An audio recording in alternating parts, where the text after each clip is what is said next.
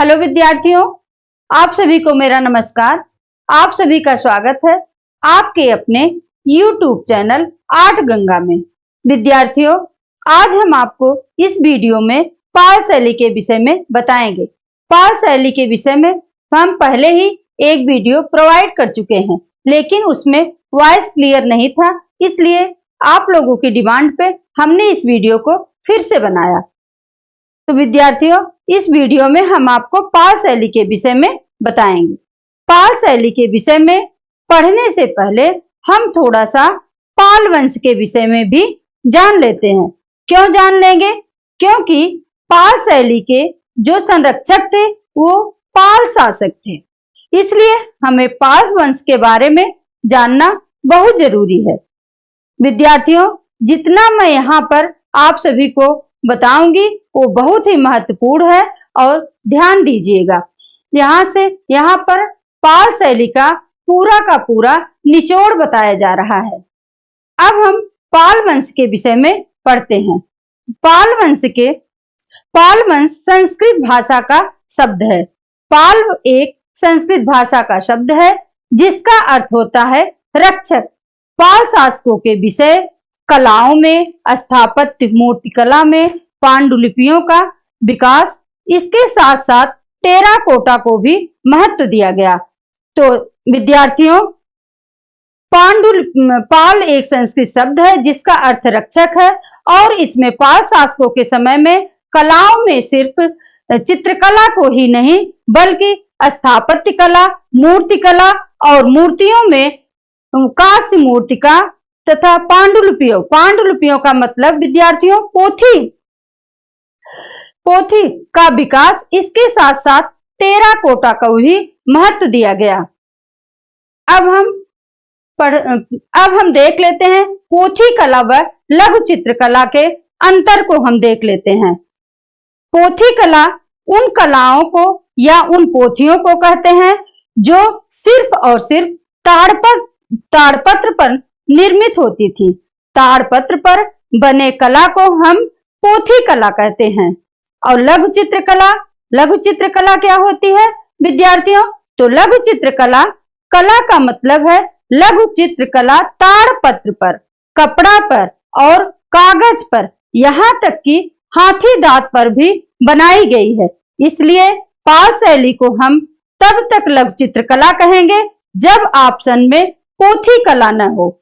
Mainly जो पाल शैली है वह पोथी चित्रकला है। अब हम इसका देख लेते हैं कि पाल शैली के विषय में देख लेते हैं कि ये किस काल में है। तो ये मध्यकाल के उत्तर मध्यकाल के अंतर्गत रखते हैं। फिर इसका जन्म कब हुआ? इसका जन्म कहाँ हुआ? बंगाल में, और बंगाल में भी पूर्वी बंगाल में। इसका विकास कहाँ हुआ? तो बंगाल में, बिहार में, नेपाल क्षेत्रों में इसका विकास हुआ। और अन्य क्षेत्र हैं उड़ीसा, उत्तर प्रदेश और असम। अब इसके अन्य नाम को देख लेते हैं, और इसका अन्य नाम क्या है? पूर्वी बंगाल शैली, बिहार शैली और नाग शैली। पूर्वी बंगाल शैली इसे क्यों कहा गया विद्यार्थियों?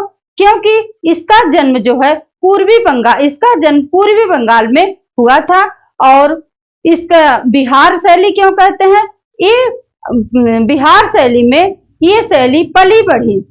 और नेपाल शैली, इसको हम नाग शैली भी कहते हैं। नाग शैली इसलिए कहते हैं विद्यार्थियों कि इसकी रेखाएं जो थी वो टेढ़ी मेढ़ी थी, इसलिए हम इसको नाग शैली कहते हैं।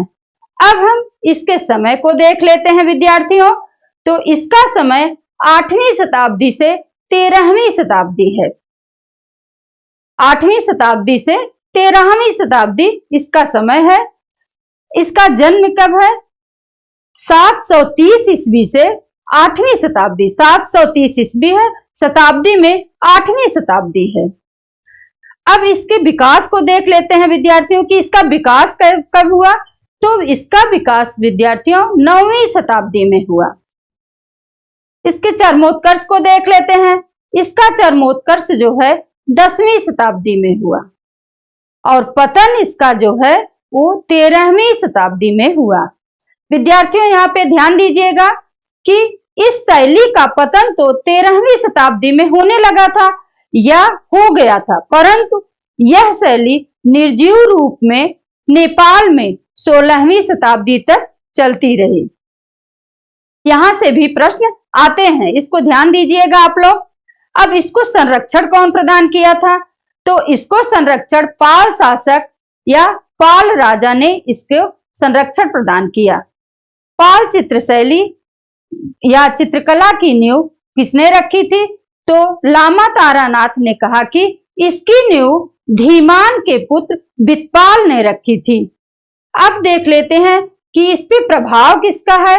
तो विद्यार्थियों ये बहुत इंपॉर्टेंट है, यहाँ पे आप लोग ध्यान पूर्वक देखिए, यहां से प्रश्न आते हैं।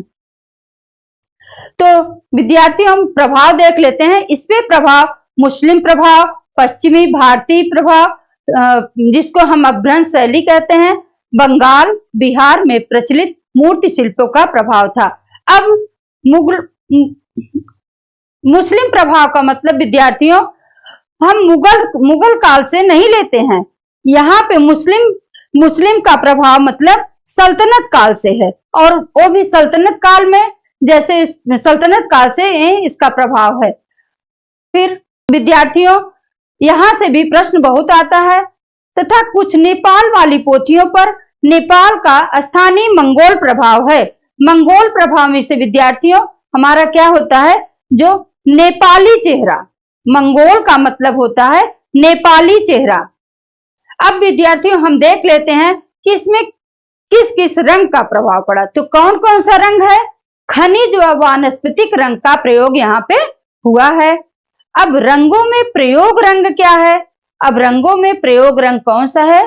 तो लाल रंग है, नीला रंग है, पीला रंग है, काला है, हरा रंग है, गुलाबी रंग है, फाक्ताई रंग है, स्लेटी रंग है और बैगनी रंग है। अब हम देख लेते हैं कि लाल रंग हमारा कैसे बना। लाल रंग सिंदूर से, हिंगुल से, महावर से प्राप्त हुआ। नीला रंग लाजवर्ती और नील के पेड़ से प्राप्त हुआ, वो हमारा लाजवर्ती रंग कहलाता है। सफेद रंग खड़िया, कासगर रंग हमारा होता है जो जस्ते को फूंक कर बनाया जाता है या जस्ते को जलाकर बनाया गया। पीला रंग प्योरी, रामरज यह खनिज रंग था। इसके साथ साथ काला रंग, फाक्ताई रंग और स्याही रंग का भी प्रयोग किया गया। यहाँ ध्यान देने की बात है विद्यार्थियों, यहाँ पे इसको आप लोग ध्यान से देखिए कि यहाँ से प्रश्न आते हैं। पाल शैली में कहीं भी स्वर्ण रंगों का प्रयोग नहीं किया गया है। स्वर्ण रंग में से सुनहले रंगों का प्रयोग नहीं किया गया है। अब हम इसके धरातल को देख लेते हैं कि पाल शैली का धरातल क्या था? ताड़पत्र या भोजपत्र था। कपड़ा भी था लेकिन बहुत कम, परंतु मुख्य रूप से ताड़पत्र पाल शैली की पोथियां मुख्यतः ताड़पत्र पर ही लिखी गई थी। अब पोथियां बनाने की विधि को देख लेते हैं कि पोथियां बनाने की विधि क्या है। तो पोथियां लंबाई गुणे चौड़ाई, इसके पहले हम ताड़पत्रों की माप को देख लेते हैं। तो ताड़पत्रों की माप 22.25 लंबाई इंटू 2.25 चौड़ाई। अब पोथी के आकार को देख लेते हैं। तो पोथी का आकार आयताकार था। ताड़पत्रों को पहले छाया में सुखा लिया जाता था, फिर इसको एक बराबर साइज में काट लिया जाता था। इसकी पृष्ठभूमि को देख लेते हैं। इसकी पृष्ठभूमि काले रंग की थी। इसकी पृष्ठभूमि जो थी विद्यार्थियों काले रंग की थी। अब इसके हम सीमा रेखा को देख लेते हैं। तो सीमा रेखा जो थी वो भी काले रंग से बनी थी और इसमें देवनागरी लिपि में एक समान अक्षरों में, देवनागरी लिपि में एक समान अक्षरों में सफेद स्याही से एक कासगर रंग हो सकता है। और कासगर रंग कैसे बनता है?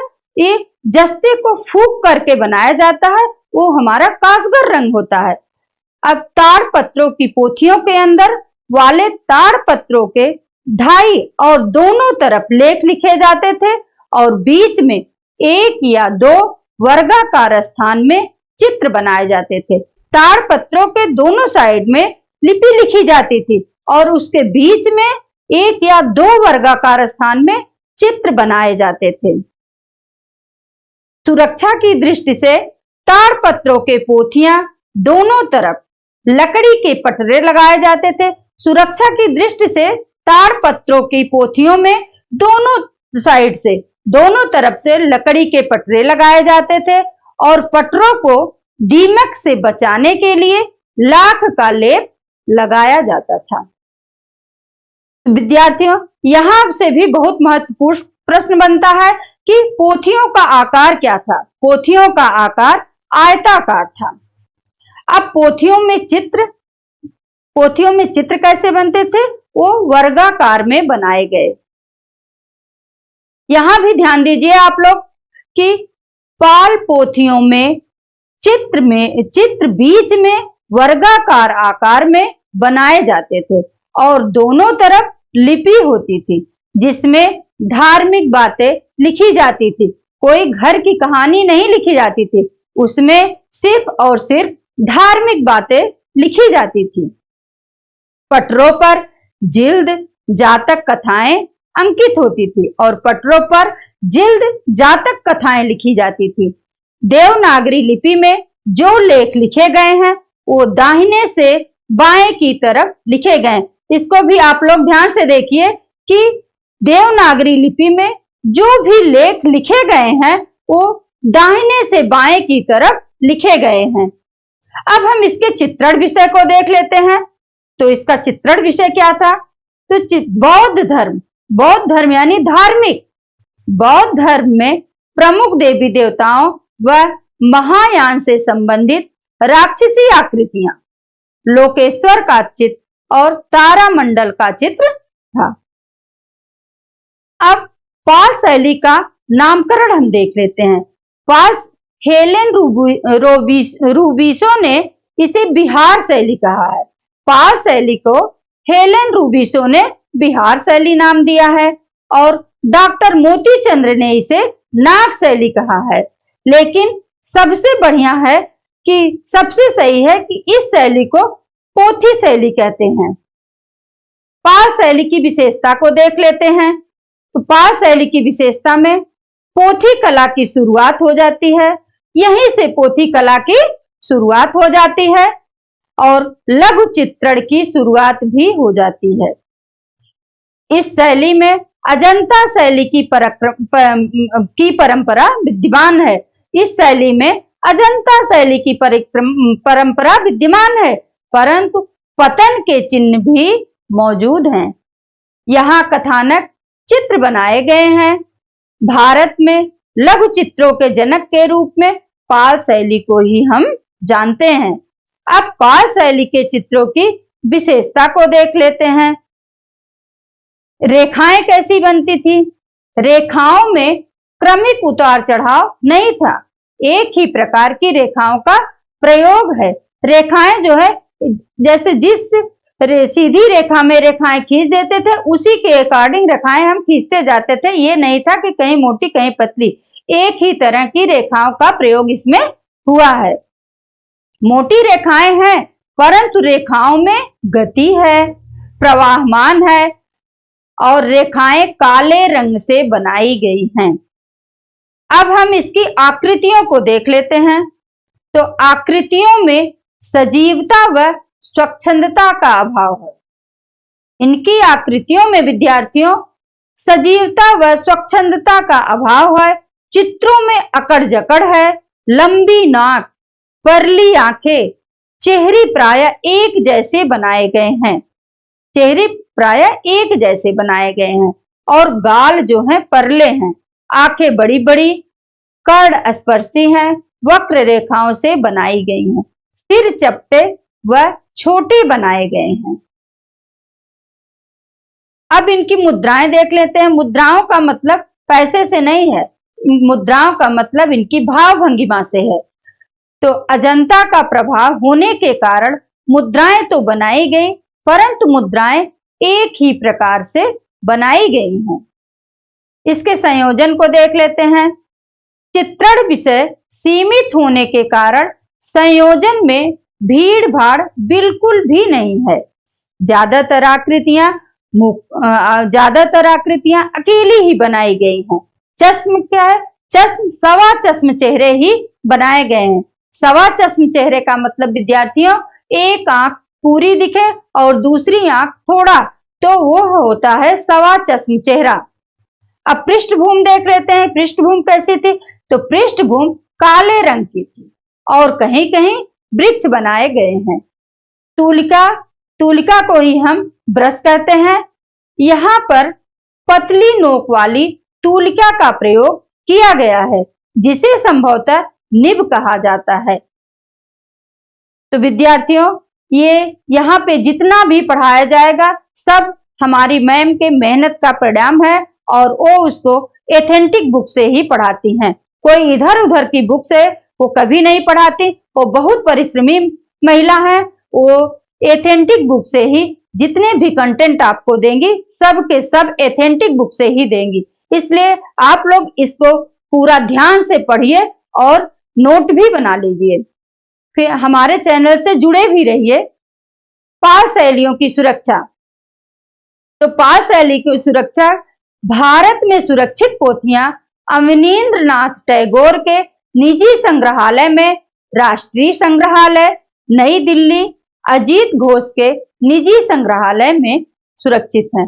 काशी कला भवन, भारत कला भवन, काशी कला भवन यानी भारत कला भवन संग्रहालय बड़ौदा संग्रहालय में, कलकत्ता में हेमराज के निजी संग्रहालय में थी।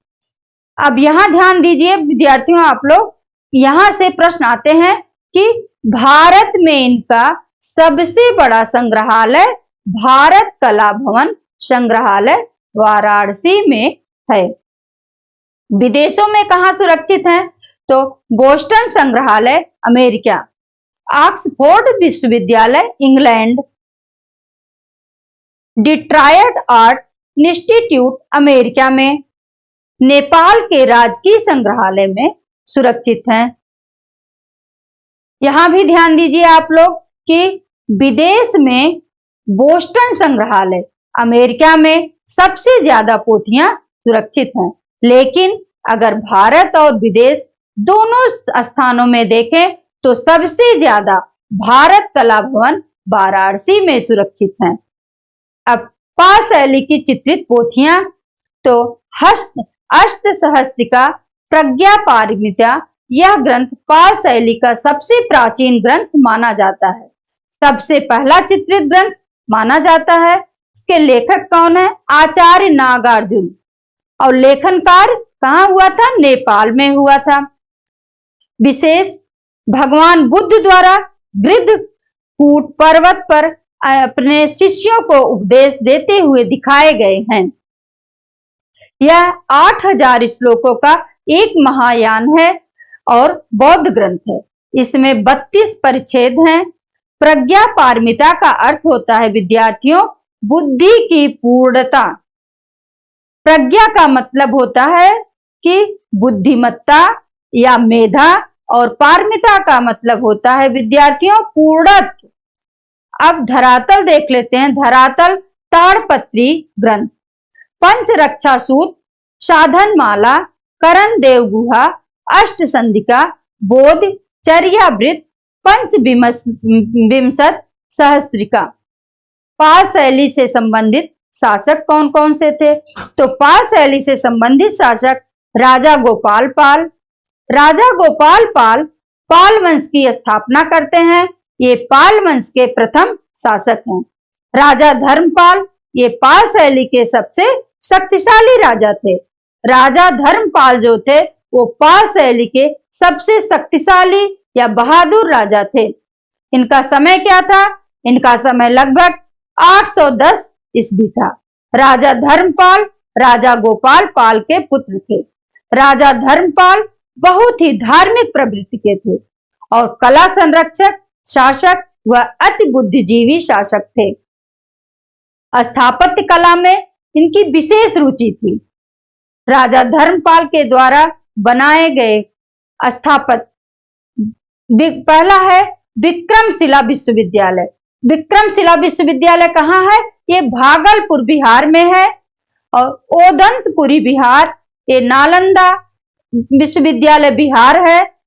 सोमपुरी बिहार या पहाड़पुर बिहार नगांव बांग्लादेश में है।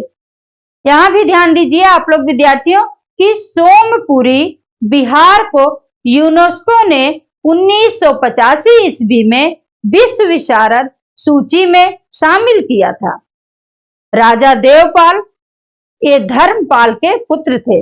ये पाल शैली के ऐसे शासक थे जिनके समय में पाल शैली का चहुमुखी विकास हुआ था। राजा देवपाल के समय में वास्तुकला, मूर्तिकला, चित्रकला इन सभी कलाओं को संरक्षण प्राप्त हुआ। देवपाल को परम सौगात के नाम से भी जाना जाता था। राजा देवपाल को परम सौगात के नाम से भी जाना जाता था। यहाँ से भी प्रश्न बनता है। इन्होंने बौद्ध विहार बनवाने के लिए 5 गांव दान में दे दिया था। ये भी बहुत महत्वपूर्ण है। यहाँ से भी प्रश्न आता है। राजा नारायण पाल, पाल शैली में नारायण पाल ने स्थापत्य कला में विशेष ध्यान दिया और 1000 मंदिरों का निर्माण करवाया था। ध्यान दीजिए विद्यार्थियों, यहाँ भी ये भी इंपॉर्टेंट है कि पाल शासकों में यही एक ऐसे शासक थे जिन्होंने बौद्ध धर्म को छोड़कर शैव धर्म को अपनाया था। राजा महिपाल के विषय में देख लेते हैं। राजा महिपाल ने कई स्तूप बनवाए थे। मूल गंधकुटी विहार जो कि सारनाथ में है, धर्मराज का स्तूप तक्षशिला में है जो कि 1980 में बनवाया में यूनेस्को ने संरक्षण प्रदान किया था। पाल शैली में सबसे ज्यादा पोथियों का निर्माण राजा महिपाल ने करवाया था। राजा महिपाल के समय में ही पाल चित्रकला का चरमोत्कर्ष काल रहा। राजा महिपाल का समय जो था वो पाल चित्रकला की दृष्टि से सबसे चरमोत्कर्ष काल रहा। इन्हीं के समय में पाल चित्र शैली का सबसे सुंदर चित्र बुद्ध योग मुद्रा में कमल पर आसीन बनाया गया है। राजा रामपाल के विषय में भी देख लेते हैं। राजा रामपाल जो थे यह पाल शैली के अंतिम शासक थे। राजा रामपाल जो थे वो पाल शैली के अंतिम शासक थे। इन्हीं के पश्चात सेन वंश की स्थापना होती है। इनके बाद जिस वंश की स्थापना होती है वह वंश है सेन वंश। तो विद्यार्थियों, आपकी मैम का एक स्लोगन है कि विद्यार्थियों ऐसे पढ़ते रहो, आगे बढ़ते रहो। इसी शुभकामनाओं के साथ हम आपसे नेक्स्ट वीडियो में मिलते हैं। शुभ रात्रि।